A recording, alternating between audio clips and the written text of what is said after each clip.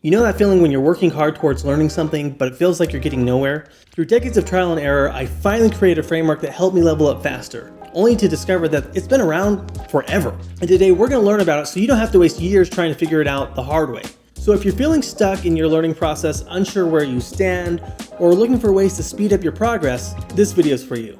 Let's get started. Why do some people seem to learn and grow so much faster than others? You could chalk it up to natural intellect, but I think there's something more at play here. They have a system. And the good news is you can have one too. That's where Bloom Taxonomy comes into play. It's a proven framework to guide learning and help you master anything. Now, Benjamin Bloom, one of the most influential educational psychologists of the 20th century, developed this framework to help teachers design better learning experiences. What any person in the world can learn, almost all persons can learn if provided with appropriate prior and current conditions of learning.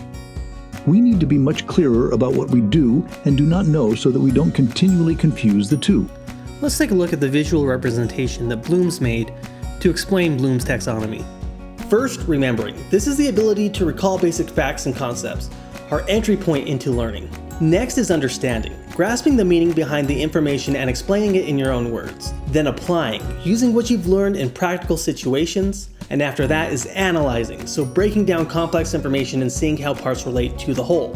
After that, you have evaluating, critically assessing and making decisions based on your knowledge. And at the top is the last step towards mastery, creating, combining knowledge and skills to produce something original and new. Now that we have an overview, let's dive deeper into each one of these steps with more detail and see how you can apply it to your own learning. Alright, coming back to remembering, this is about recalling facts and information, and it doesn't go any deeper than that. Coming to a personal example, when I started editing in this program called DaVinci Resolve, I spent a lot of time learning what every page did. And in this case, it was about memorizing the tools available in the editor and not necessarily how to use them. So here's what you could do for a skill or project. Create a cheat sheet, practice recalling key functions, create flashcards, what the terminology is that's used, core concepts, or tools and options that are available. It's just all about getting familiar. Next, we move up to understanding. This is where you start making sense of the information and connecting the dots. So for my video editing, as I dug deeper, I realized why the pages in DaVinci Resolve are laid out in the way that they are and what they actually do. It clicked when I watched a couple of intro tutorials and then took my own video clips into the application.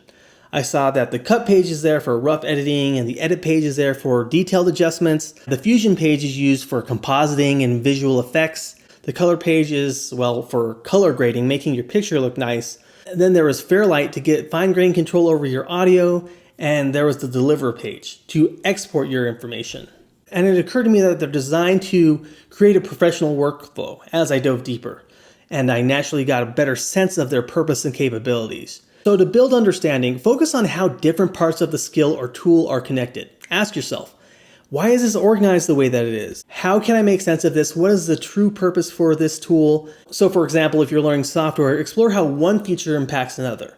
Hands-on exploration works wonders at this stage, so don't be afraid to dive in. Okay, let's talk about the applying stage, using what you know in real-world situations. So I took some video clips and I started piecing them together using the tools that I now had under my tool belt and started shaping these clips into a video. So if you're at this stage, it's a great time to focus on taking on a meaningful project, even if it's small. In fact, the smaller the better because you'll have a better chance at completing the project. So the point isn't about perfection, it's about putting your theory into practice and building confidence through these actions, sealing in that knowledge and putting it to work. It's time to analyze. This is about breaking things down and understanding how the pieces work together. Looking at the videos I produced, I looked at the treatment I'd given them before publishing.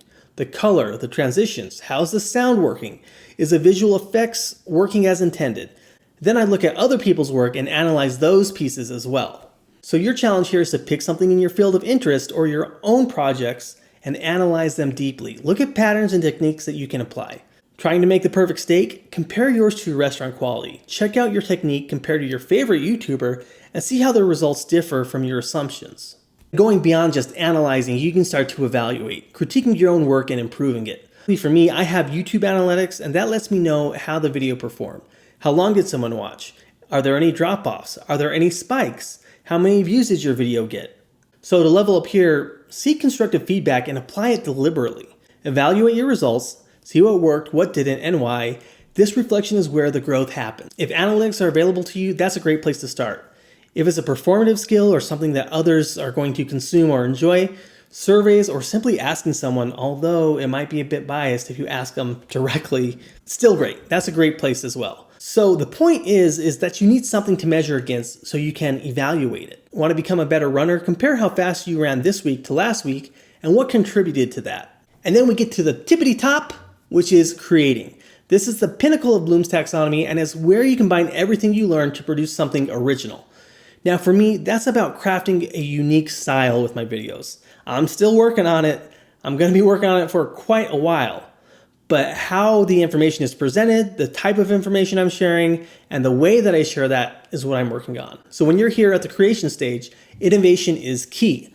You're going to want to experiment within this context, and of course, be responsible. If you're doing something that's dangerous, do it carefully. If you're working on a tight deadline or specific requirements, balance creativity with practicality. So don't aim to be perfect, aim for progress and originality.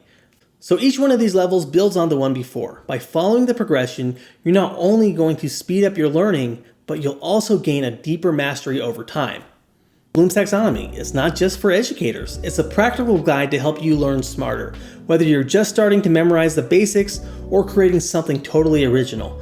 This framework helps you move forward with purpose. And here's the thing, it's not just you go to one level, then you go to the next. You will constantly be going back and forth with these levels, but you'll have a better understanding of where you are and how to speed up. Now, I want to hear from you. What skills are you working on and where do you think you're at in the process? So if you're looking for more content about self-education and learning on your own, I have a video up here somewhere on screen that will help you go through that process and what I've done over the years. And I appreciate you watching. I'll see you in the next video.